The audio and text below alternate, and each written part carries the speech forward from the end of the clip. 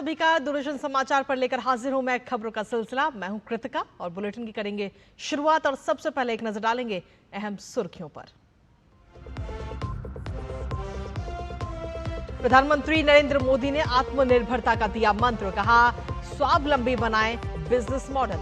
Greater Noida में UP international trade show का किया उद्घाटन।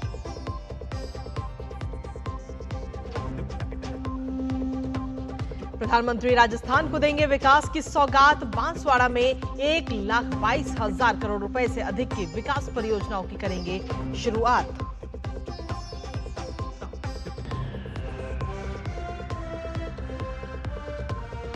नई दिल्ली में आज वर्ल्ड फूड इंडिया में शामिल होंगे प्रधानमंत्री मोदी। फूड प्रोसेसिंग से जुड़े लगभग 26,000 लाभार्थियों को दी जाएगी ऋण आधारित सहायता।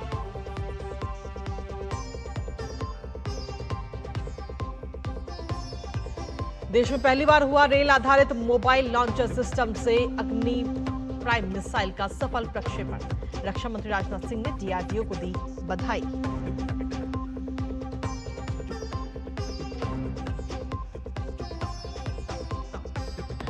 और खेल की खबरों में बांग्लादेश को 41 रन से हराकर एशिया कप के फाइनल में पहुंचा भारत। अभिषेक शर्मा ने 37 गेंद में बनाए 75 रन। रविवार को होगा खिताबी मुकाबला।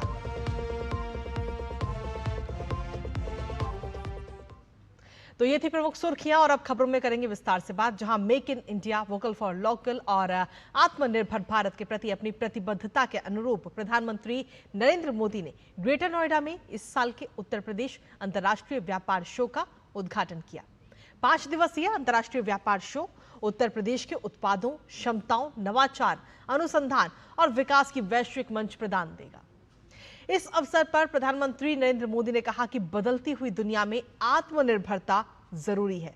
इसके साथ ही पीएम मोदी ने कहा कि भारत जैसे देश को किसी पर आत्मनिर्भर रहने की जरूरत नहीं है। दूसरों पर निर्भर होने से ज्यादा व्यवस्था कोई और हो ही नहीं सकती। बदलती हुई दुनिया में जो देश जितना ज्यादा दूसरों पर निर्भर रहेगा, उसकी ग्रोथ उतनी ही कॉम्प्रोमाइज रहने वाली है। और इसलिए भारत जैसे देश को किसी पर निर्भर रहना अब मंजूर नहीं है। इसलिए भारत को आत्मनिर्भर बनाना ही होगा। हर वो प्रोडक्ट जो हम भारत में बना सकते हैं, वो हमें भारत में ही बनाना है। और वहीं प्रधानमंत्री नरेंद्र मोदी ने आगे कहा कि फिनटेक सेक्टर ने देश में समावेशी विकास को बढ़ावा दिया है। देश ने ऐसे प्लेटफॉर्म बनाए हैं जो सभी के लिए हैं और सभी की प्रगति के लिए हैं। आज विश्व में हमारे फिनटेक सेक्टर की बहुत चर्चा है। इस फिनटेक सेक्टर की सबसे खास बात यह है कि इसने समावेशी विकास को, इंक्लूसिव डेवलपमेंट को बहुत ताकत दी है, बढ़ावा दिया है। भारत ने ऐसे ओपन प्लेटफॉर्म बनाए जो सबको साथ लेकर चलते हैं। यूपीआई, आधार, डिजी लॉकर, ओएनडीसी, ये हर किसी को मौका दे रहे हैं। यानी platform for all, progress for all. और वहीं प्रधानमंत्री नरेंद्र मोदी ने इसके बाद आगे कहा कि फिनटेक सेक्टर ने देश में समावेशी विकास को बढ़ावा दिया है। देश ने ऐसे प्लेटफॉर्म बनाए हैं जो सभी के लिए हैं और सभी के प्रगति के लिए हैं। आज विश्व में हमारे फिनटेक सेक्टर की बहुत चर्चा है। इस फिनटेक सेक्टर की सबसे खास बात यह है कि इसने समावेशी विकास को, इंक्लूसिव डेवलपमेंट को बहुत ताकत दी है, बढ़ावा दिया है।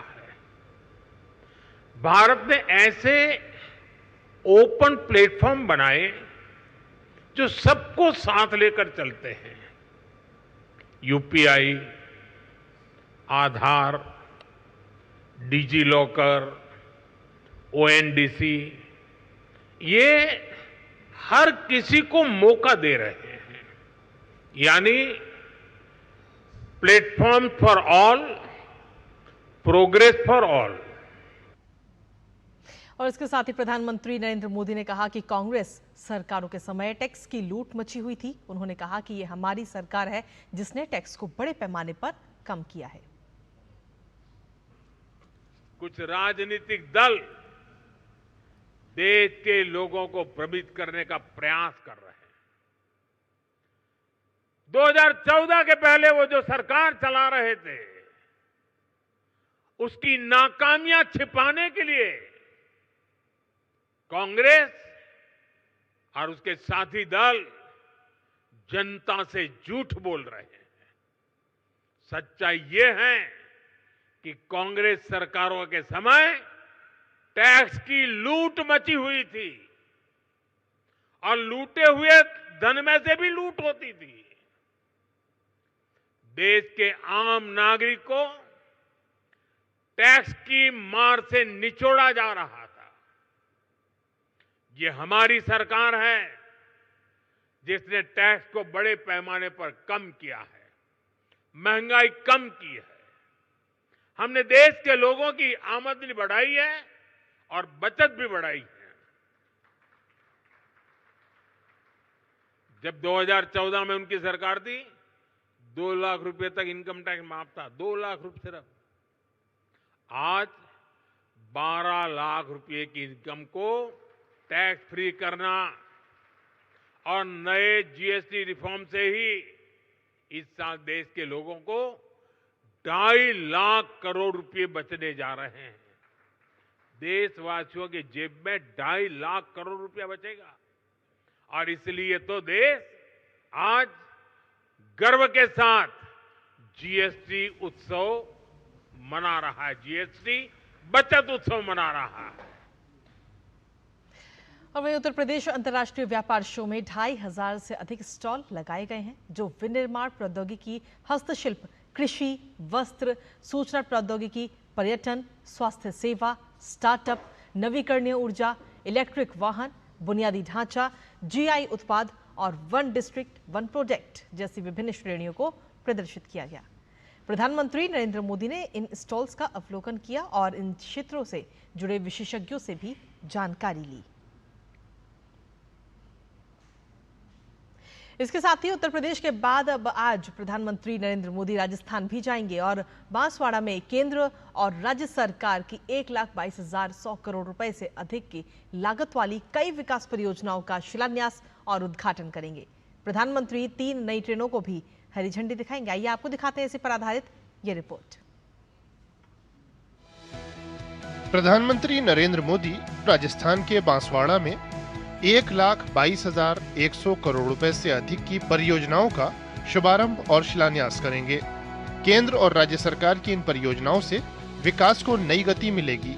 पीएम माही बांसवाड़ा राजस्थान परमाणु ऊर्जा परियोजना की आधारशिला रखेंगे। इस पर 42,000 करोड़ रुपए की लागत आएगी।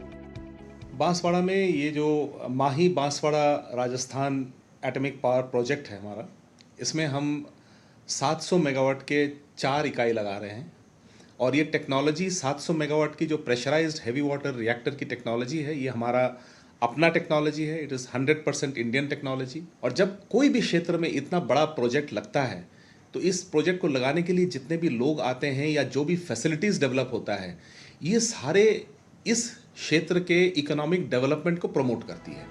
पीएम राजस्थान में हरित ऊर्जा, विद्युत आपूर्ति, सड़क इंफ्रा, स्वास्थ्य, जल संसाधन और पीने के पानी की आपूर्ति से जुड़ी परियोजनाओं का उपहार देंगे। साथ ही पीएम राजस्थान, महाराष्ट्र, मध्य प्रदेश और कर्नाटक के लिए पीएम कुसुम परियोजनाओं का उद्घाटन करेंगे। पीएम बीकानेर और दिल्ली कैंट के बीच वंदे भारत एक्सप्रेस ट्रेन, जोधपुर और दिल्ली कैंट के बीच वंदे भारत एक्सप्रेस ट्रेन और उदयपुर सिटी चंडीगढ़ एक्सप्रेस ट्रेनों को हरी झंडी दिखाएंगे। Bureau report, DD news. प्रधानमंत्री नरेंद्र मोदी टोंक जिले की बनास नदी पर निर्माणाधीन 1876 करोड़ की लागत वाली इसरदा बांध परियोजना में जल संग्रहण का वर्चुअली लोकार्पण भी करेंगे। टोंक जिले में हमारे संवाददाता रवि टेलर ने इस बांध का जायजा लिया है, आपको दिखाते हैं। प्रधानमंत्री नरेंद्र मोदी आज बांसवाड़ा से टोंक जिले के अंदर बने इसरदा बांध परियोजना के प्रथम चरण में रोके गए पानी का लोकार्पण करेंगे। 921 करोड़ की लागत से बना इसरदा बांध वह बांध है जिसके 14 गेट टोंक में तो 14 गेट सवाई माधोपुर जिले में आते हैं। दौसा सवाई माधोपुर जिले के 1256 गांवों के साथ ही 7 छोटे बड़े शहरों की जनता की प्यास बुझाने के लिए ये बहुउद्देशीय परियोजना अपने आप में अनूठी है और इस लोकार्पण के साथ ही अब दौसा सवाई माधोपुर की जनता की उम्मीदों को पंख लग जाएंगे। वहीं दूसरी ओर ईआरसीपी प्रोजेक्ट के माध्यम से इस बांध का पानी रामगढ़ बांध में भी ले जाने की योजना है, तो जयपुर के रामगढ़ बांध को भी जो है ये लबालब करेगा। Ravi Taylor, DD news, Isarda dam, Tonk. और राजस्थान के बाद प्रधानमंत्री नरेंद्र मोदी आज शाम नई दिल्ली में वर्ल्ड फूड इंडिया 2025 में भी भाग लेंगे। इस अवसर पर वो उपस्थित लोगों को भी संबोधित करेंगे। वर्ल्ड फूड इंडिया का आयोजन 28 सितंबर तक किया जाएगा और इस दौरान खाद्य प्रसंस्करण क्षेत्र, खाद्य के क्षेत्र में स्थायित्व, पौष्टिक और जैविक खाद्य के उत्पादन में भारत की ताकत का प्रदर्शन किया जाएगा।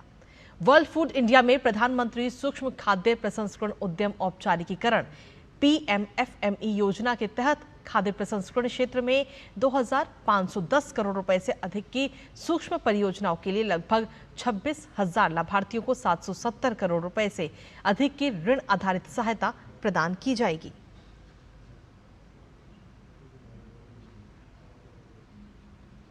और बुलेटिन में आगे बढ़ते हुए अब बात करते हैं डीडी न्यूज की खास सीरीज जन जन के प्रधानमंत्री की, जिसमें डीडी न्यूज ने प्रधानमंत्री नरेंद्र मोदी के सशक्त और दूरदर्शी नेतृत्व में पिछले 11 सालों से चलाए जा रहे विभिन्न जन कल्याणकारी और लोकप्रिय योजनाओं का गहन विश्लेषण किया और उन योजनाओं का पूरा लेखा जोखा आपके सामने लेकर आया है। और आज इस कड़ी में बात करेंगे प्रधानमंत्री नरेंद्र मोदी के नेतृत्व में सरकार द्वारा किसानों के कल्याण के लिए उठाए गए कदमों की, जिसमें न केवल किसानों के बीच समृद्धि बढ़ाई है बल्कि कृषि क्षेत्र के समग्र परिवर्तन में अतुलनीय योगदान दिया है। आइए देखते हैं ये रिपोर्ट।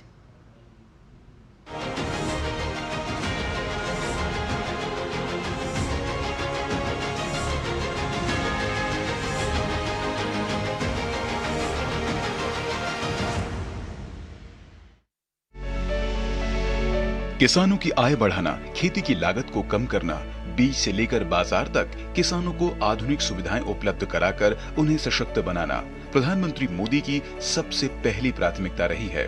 यही वजह है कि मोदी सरकार लगातार किसानों के हित में काम कर रही है।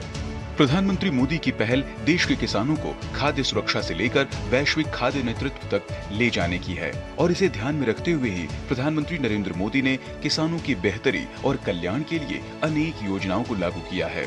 इन योजनाओं में प्रधानमंत्री किसान सम्मान निधि, प्रधानमंत्री फसल बीमा योजना, प्रधानमंत्री कृषि सिंचाई योजना, PM किसान मानधन योजना से लेकर मृदा स्वास्थ्य कार्ड आदि तक तमाम ऐसी योजनाएं हैं जिनसे किसानों के जीवन में क्रांतिकारी बदलाव आए हैं। प्रधानमंत्री किसान सम्मान योजना ने किसानों को न केवल आर्थिक रूप से संबल प्रदान किया है बल्कि उनके अनौपचारिक ऋण जरूरतों को भी कम किया है। 2019 में इस योजना की शुरुआत के बाद से 20 किश्तों के माध्यम से किसानों के खाते में 3,89,500 करोड़ रुपए हस्तांतरित किए जा चुके हैं।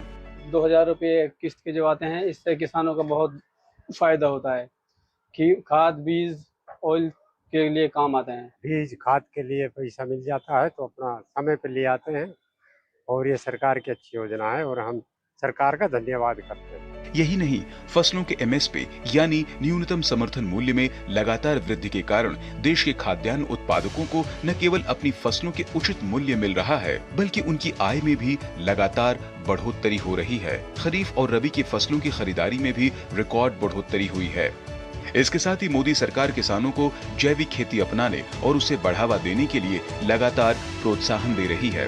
वित्त वर्ष 2015-16 में शुरू की गई परंपरागत कृषि विकास योजना देश में जैविक खेती को बढ़ावा देने के लिए केंद्र सरकार द्वारा पहला व्यापक केंद्र प्रायोजित कार्यक्रम है। इस कार्यक्रम के तहत दिसंबर 2024 तक 2170 करोड़ रुपए से ज्यादा की धनराशि जारी की गई। सबसे बढ़कर कृषि और किसान कल्याण के प्रति सरकार का समर्पित योगदान कृषि के लिए आवंटित बजट क्षेत्र में देखने को मिला है, जो 2013-14 के मुकाबले 2025-26 में 5 गुना बढ़कर 1,37,756 करोड़ रुपए से ज्यादा हो गया है। हमारी जो कृषि अर्थव्यवस्था है वो आज लगभग $600 बिलियन की है और 2047 तक वह $3 ट्रिलियन तक कैसे पहुंचेगी, इसका पूरी रूपरेखा माननीय प्रधानमंत्री जी ने रखा।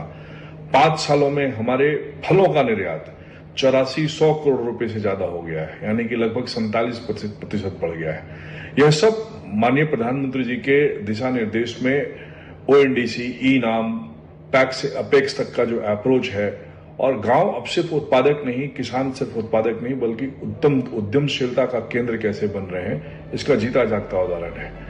प्रधानमंत्री मोदी द्वारा किसानों के हित में उठाए गए कदमों ने किसानों के जीवन में सकारात्मक बदलाव लाया है। किसान अब परंपरागत खेती से ऊपर उठकर तकनीक और नवाचार को अपना रहे हैं। साथ ही छोटी छोटी कर्जों से मुक्त होकर अब वे आत्मनिर्भरता की ओर तेजी से बढ़ रहे हैं। Bureau report, DD news. और वहीं प्रधानमंत्री नरेंद्र मोदी के 75वें जन्मदिन पर तमाम बड़ी हस्तियों ने प्रधानमंत्री से अपनी मुलाकातों के किस्से बताए और पीएम मोदी की जीवन यात्रा के विभिन्न पहलुओं पर भी प्रकाश डाला।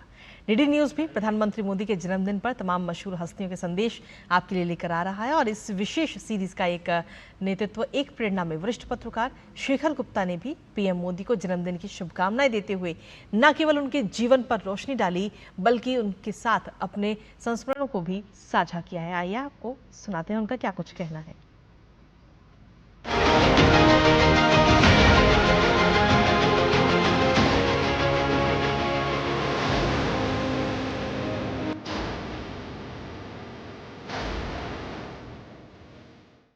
भारत में नेता कहाँ से आते हैं ये समझने की बात है। काफी नेता तो भारत में परिवार से आते हैं, तो वो परिवार अपनी डायनेस्टी से नहीं है। काफी नेता भारत में जो जातिगत राजनीति से आते हैं, जो हमारी जो खास करके 1989 के बाद में पॉलिटिक्स शुरू हुई, वही हमारे लिए रेलेवेंट है, अभी बाकी तो बहुत पुराना हो गया। और कुछ आइडियोलॉजी से आते हैं और वो आइडियोलॉजिकल फैमिली से मोदी जी आते हैं। जैसे लेफ्ट के नेता अपनी आइडियोलॉजी की फैमिली से आते हैं, ऐसे मोदी जी भी अपनी आइडियोलॉजी की फैमिली से आते हैं। तो वो एक बहुत सिग्निफिकेंट बात है। तो उसमें तो और भी लोग जो बीजेपी के वहाँ से आए, उन सब में मोदी जी सेल्फ मेड नेताओं में से एक हैं, क्योंकि काफ़ी नेता उनके साथ के भी ऐसे हैं जिनके भी पिछली पीढ़ी संघ परिवार में थी, लेकिन वो सेल्फ मेड है यहाँ पे। और वो एक तरह से जैसे बीजेपी में भी जैसे अमेरिका में प्राइमरी प्रोसेस होती है, हमारे यहाँ तो हर पार्टी में ऐसे नहीं होता है, लेकिन बीजेपी में भी एक तरह से वो अनऑफिशियल प्राइमरी प्रोसेस के थ्रू ही प्राइम मिनिस्टर के कैंडिडेट बने हैं। और उन्होंने अपनी राजनीति को 2001-2 से बिल्ड करना शुरू किया और उसको लगे 10-12 साल। ये सब अगर आप एडअप करें तो वो एक यूनिक फिनोमिनन है भारतीय पॉलिटिक्स। पहली मुलाकात एक बड़े दिलचस्प सिचुएशन में हुई, सर्कमस्टांसेस में हुई, क्योंकि 1992 में, तब मैं इंडिया टुडे में काम करता था और मेरा एडिशनल चार्ज था इंडिया टुडे की लैंग्वेज पब्लिकेशंस का। तो हमारे पास हिंदी, तमिल, तेलुगु, मलयालम थे। तो सबने कहा भाई गुजरात एक स्टेट आगे बढ़ रही है, गुजराती में भी होना चाहिए नेक्स्ट लैंग्वेज। तो हमने गुजराती में प्लान करना शुरू किया और सबसे पहले उसके लिए एडिटर चुना। तो एडिटर थी हमारी शीला भट्ट। तो फिर मैं अहमदाबाद गया 1-2 बार, कुछ और लोगों को टीम रिक्रूट करने के लिए। चिमन भाई पटेल थे उस समय, माधव सिंह सोलंकी थे, ऐसे काफ़ी बड़े नेता थे, उन सब से मिला। तो तब मुझे शीला भट्ट ने कहा कि एक यहाँ पे नौजवान नेता हैं जो अभी बीजेपी में ऐसे कोई रैंक नहीं है, लेकिन वो आरएसएस ने भेजा है, प्रचारक हैं और वो यहाँ पे राइज करेंगे, सब लोग कहते हैं। उसने कहा कि वो अकेले बैठ के काम करते रहते हैं, लगातार लगे रहते हैं और उनको नॉलेज भी बहुत है और बहुत दिलचस्प इंसान है, नेता हैं बात करने के लिए, तो उनसे मिलना चाहिए। मैंने कहा कौन है? तो उसने कहा नरेंद्र मोदी नाम है।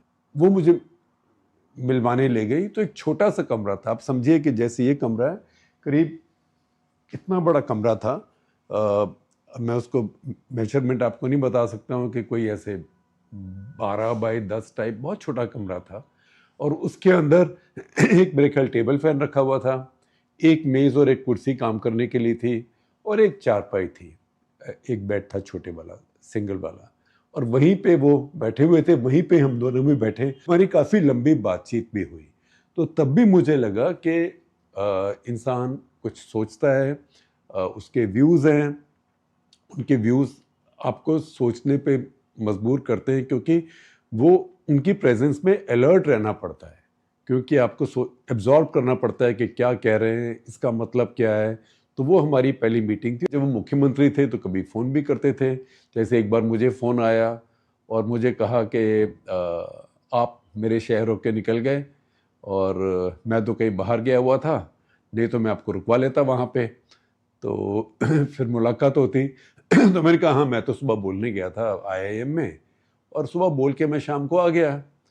तो उन्होंने कहा मुझे पता लग गया क्या बोले थे, और आपने ये कहा कि हम अपने न्यूज़पेपर में जो गलत होता है, जो हमें लगता है, उसको क्रिटिसाइज़ करते हैं, लेकिन जो ठीक होता है वो भी मेंशन करते हैं, उसकी प्रशंसा भी करते हैं, और ये बात के लिए आपका आदर भी है।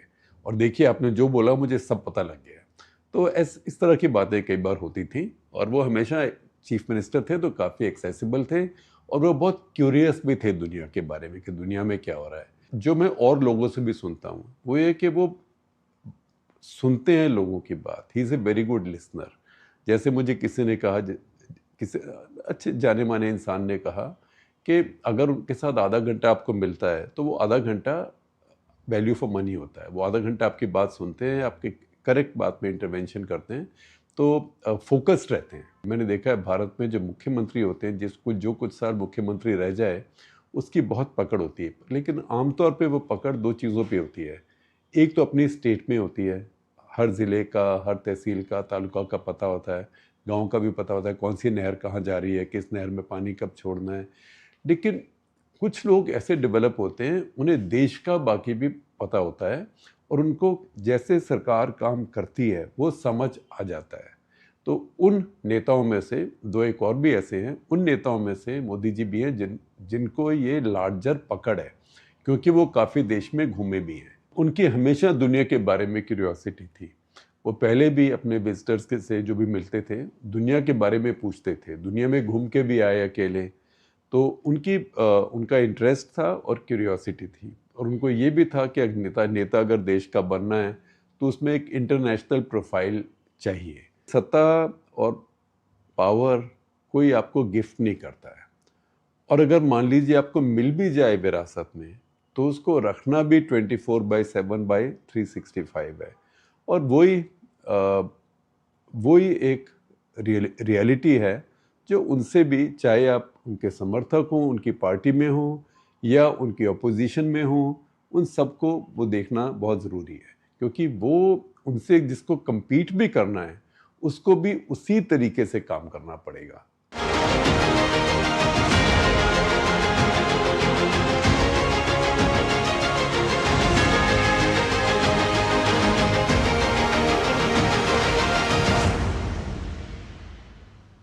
और बुलेटिन में खबरों का सिलसिला लगातार जारी, लेकिन इसी बीच वक्त एक छोटे से ब्रेक का है। आप बने रहिए हमारे साथ और देखते रहिए DD न्यूज।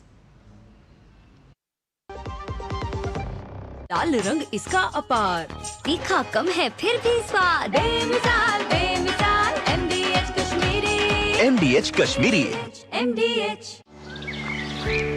पता है कल जो है मेरे घर पर NSO के अधिकारी आए थे, मैंने तो उन्हें सारी सही जानकारी दे दी। हाँ, मेरे घर पे भी आए थे। अच्छा? तो मैंने भी उनको सारी जानकारी दी। ये NSO क्या है और क्या जानकारी दी आप लोगों ने उन्हें? अरे NSO यानी नेशनल स्टैटिस्टिक्स ऑफिस, जो इस समय पूरे देश में हाउस होल्ड हेल्थ एक्सपेंडिचर सर्वे कर रहा है, जिसके अंतर्गत पूछा जा रहा है कि पिछले एक साल में किस तरीके की बीमारियां हुई है, कितना खर्चा आया है और बीमा का फायदा हुआ या नहीं। और अगर किसी घर में महिला माँ बनी है, कोई टीकाकरण, की गई जाँचें और डिलीवरी किसके द्वारा हुई, कहाँ हुई, और सबसे जरूरी बात, माँ और बच्चा सुरक्षित है या नहीं। और ऐसी स्वास्थ्य संबंधी जानकारियां इकट्ठी की जाती हैं, और हमसे साझा की गई जानकारी के द्वारा सरकार ये तय करती है कि आने वाले समय में स्वास्थ्य संबंधी नीतियां कैसी हों, सुविधाएं बेहतर कैसे बने। और सबसे महत्वपूर्ण बात, ये सारी जानकारी 100% गोपनीय रखी जाती है।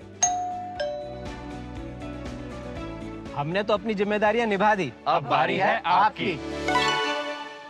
जब धरती चीर कर निकलता है लोहे का पत्थर और मिलता है मोंगिया के जोश से, फिर तपता है, पिघलता है और बनता है फौलाद।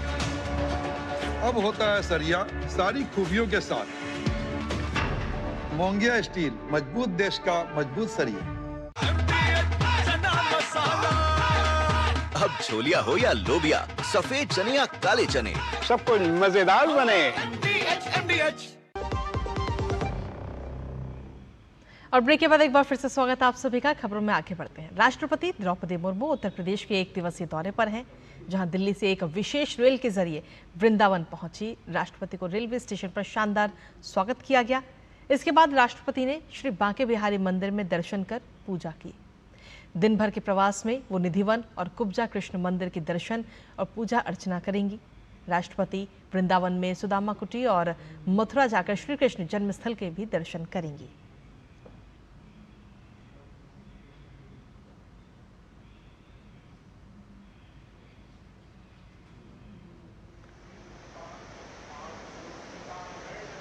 तो देश की राष्ट्रपति द्रौपदी मुर्मू आज उत्तर प्रदेश के दौरे पर हैं।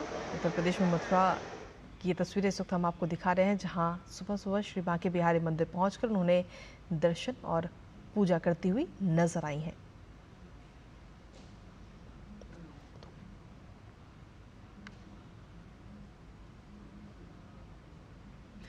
और वहीं देश में पहली बार रेल आधारित मोबाइल लॉन्चर प्रणाली से मध्यम दूरी की अग्नि प्राइम मिसाइल का सफल परीक्षण किया गया।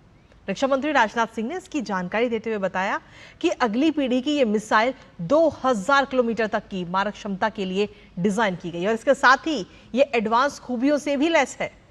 डिफेंस एक्सपर्ट्स का मानना है कि रेल आधारित मोबाइल लॉन्चर सिस्टम देश की सामरिक रक्षा क्षमताओं में एक प्रमुख मील का पत्थर साबित होगी। विशेष रूप से डिजाइन किए गए रेल आधारित मोबाइल लॉन्चर से किया गया अपनी तरह का पहला प्रक्षेपण बिना किसी अड़चन के रेल नेटवर्क पर चलने की क्षमता रखता है, जिससे उपयोगकर्ता को देश भर में गतिशीलता प्राप्त होती है और कम दृश्यता के साथ कम प्रतिक्रिया समय में प्रक्षेपण करने की सुविधा मिलती है।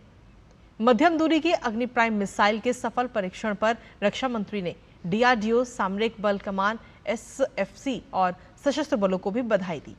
इस सफल उड़ान परीक्षण ने भारत को उन चुनिंदा देशों के समूह में शामिल कर दिया है जिनके पास चलते फिरते रेल नेटवर्क से कनिस्टराइज्ड प्रक्षेपण प्रणाली विकसित करने की क्षमता है। आपको बता दें कि रोड मोबाइल अग्नि P को कई सफल उड़ान परीक्षणों के बाद पहले ही सेवाओं में शामिल किया जा चुका है।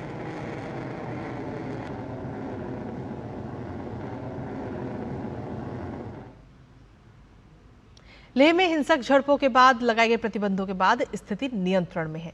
लेह के प्रशासन के मुताबिक रात के दौरान कोई अवांछित घटना नहीं घटी। लेह के डिप्टी कमिश्नर और SSP ने इस पूरे मामले की जानकारी दी है। इस दौरान सभी से शांति बनाए रखने और BNSS 2023 के तहत प्रतिबंध आदेश का पालन करने की भी अपील की गई है।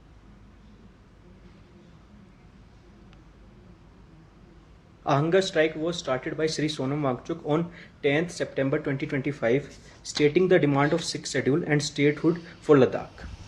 Since then, on daily basis, the protesters gave provocative statements to the youth and to the citizens.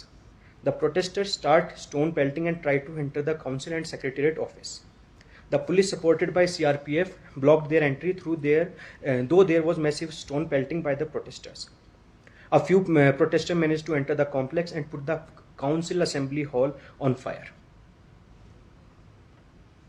झड़प में काफ़ी लोग इंजर्ड भी हुए। हमारे कम से कम पुलिस और CRPF के 40-50 लोग इंजर्ड हुए हैं। फिर उसके सिलसिले में कुछ लोगों का डेथ भी हुआ है।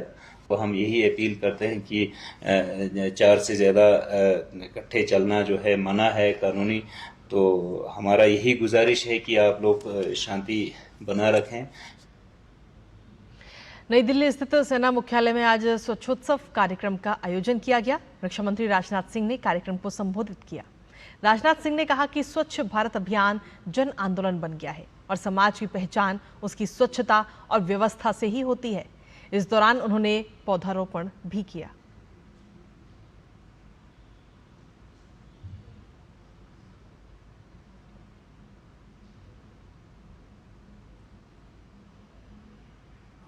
स्वच्छ भारत अभियान जिस तरह से एक जन आंदोलन के रूप में सारे देश के जन जन तक पहुंचा है, वह अपने में अद्भुत है। उसी जन आंदोलन के हिस्से के रूप में आज पूरा देश स्वच्छता दिवस मना रहा है।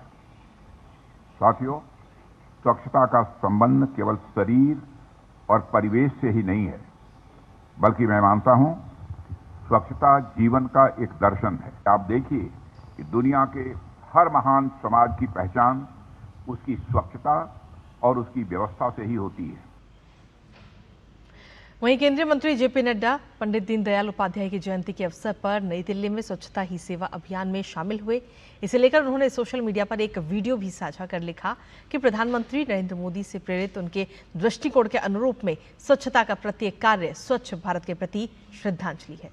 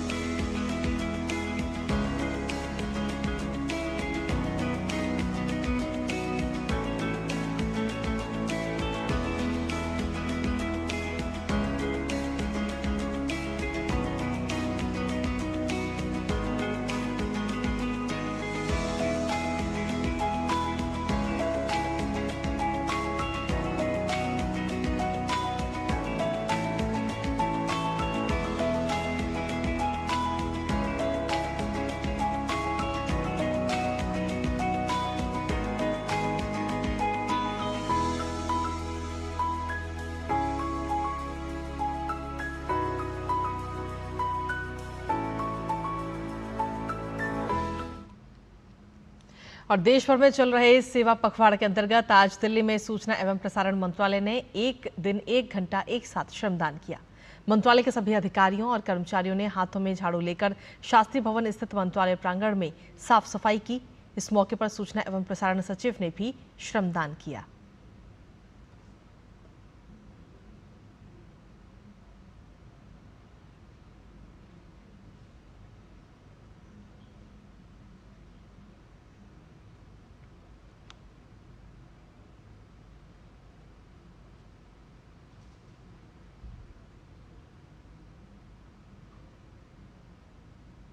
हमारे देश में सेवा पखवाड़ा 17 सितंबर से 2 अक्टूबर के अंतराल में हम सभी माननीय प्रधानमंत्री जी के जन्मदिन से शुरू कर राष्ट्रपिता महात्मा गांधी जी के जन्म दिवस तक ये कार्यक्रम सारे देश में चल रहा है।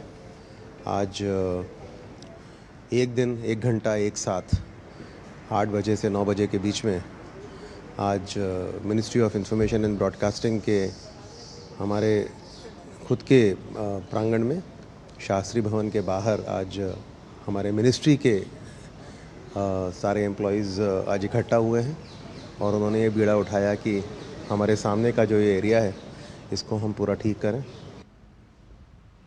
और देश भर में इन दिनों रामलीला की धूम है। दिल्ली के लाल किले पर आयोजित लव कुश रामलीला में भी फिल्मी कलाकार अपनी भूमिका निभा रहे हैं।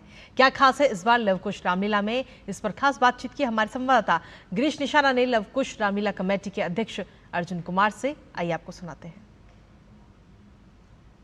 लाल किले पर आयोजित होने वाली लव कुश रामलीला में क्या खास होने वाला है, इस पर ज्यादा बात करने के लिए हमारे साथ मौजूद हैं लव कुश रामलीला कमेटी के अध्यक्ष अर्जुन जी। लव कुश रामलीला कमेटी लाल किला मैदान हर साल कुछ न कुछ नया करती है और इस प्रभु राम की लीला के अंदर हमारे पास हर साल फिल्मी दुनिया के नए किरदार होते हैं।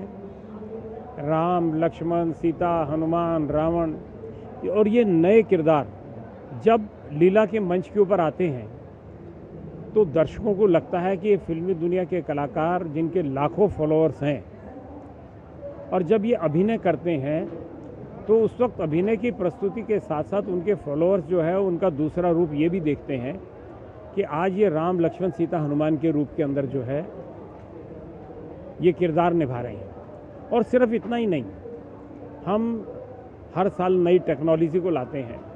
हम उसमें AI का भी हमने सहारा लिया है।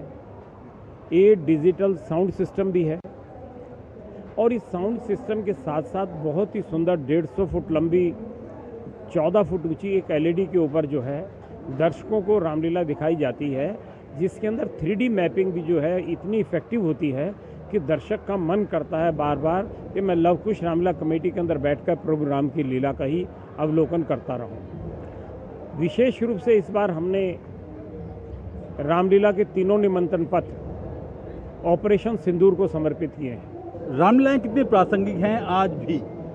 देखिए, रामलीलाएं निश्चित रूप से प्रासंगिक हैं, क्योंकि अभी आप देख सकते हैं ग्राउंड के अंदर फुल भरा हुआ आपको दिखाई देगा, तो लोगों के अंदर मन के अंदर उत्सुकता है।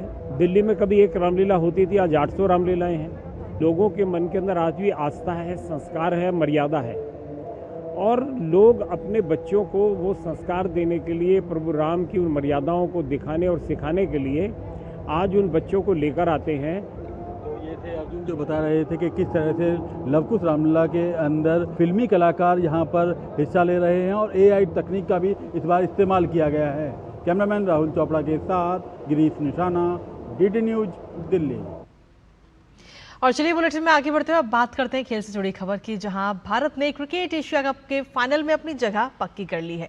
कल खेले गए सुपर 4 के मुकाबले में भारत ने बांग्लादेश को 41 रन से हरा दिया और इस जीत के साथ ही भारत ने रविवार को होने वाले फाइनल के लिए अपना स्थान पक्का कर लिया है।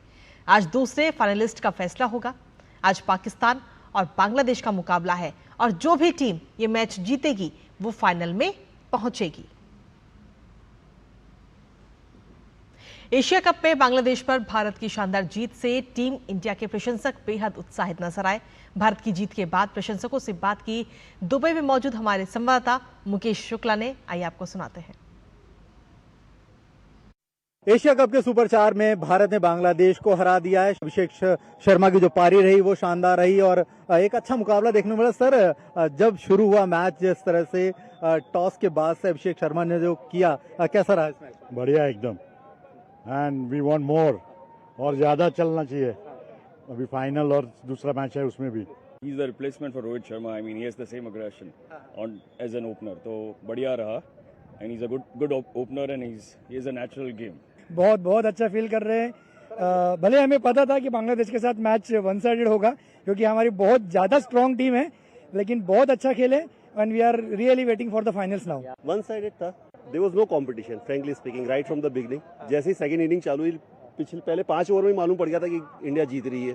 2 विकेट तो 5 ओवर में चले गए थे। The only thing we hope and pray is that Abhishek Sharma should play in the finals also the same way he played today. Match बहुत जबरदस्त रहा, बहुत मस्त रहा। मैं इस दिन का बहुत वेट कर रहा था, क्योंकि श्रीलंका के से हार जीतने के बाद ये लोग अपने आपे से बाहर हो गए थे और बस स्टेडियम के बाहर इतना चिल्ला रहे थे कि बस पूछो मत ना कि क्या होगा क्या नहीं। आवाज बंद हो गई, आवाज बंद होगी। अभी इनके एक भी नजर नहीं आ रहा। आवाज तो बंद छोड़ो, एक भी नजर नहीं आ रहा। मैं तो वेट कर रहा हूँ कोई दिखे, लेकिन एक भी नजर नहीं आ रहा। तो बिल्कुल जिस तरह से देखिए ये फैंस की जो खुशी इनके चेहरे पे साफ दिख रही है, और जिस तरह से मैच शुरू हुआ था तो बांग्लादेश के फैंस बहुत ज्यादा यहाँ पर गर्मजोशी में थे, लेकिन स्टेडियम के अंदर कुछ और हुआ और अब उनको नजर भी नहीं आ रहा है। सही करें, इंडिया दिख रहा है और इंडिया फाइनल में भी इसी तरह चमके, इनको इसी तरह से उम्मीद है। कैमरा SP दुबे के साथ में Mukesh Shukla, DD news, Dubai. और इसी के साथ फिलहाल मेरे साथ इस बुलेटिन में इतना ही। DD न्यूज पर खबरों का सिलसिला लगातार जारी है। नमस्कार।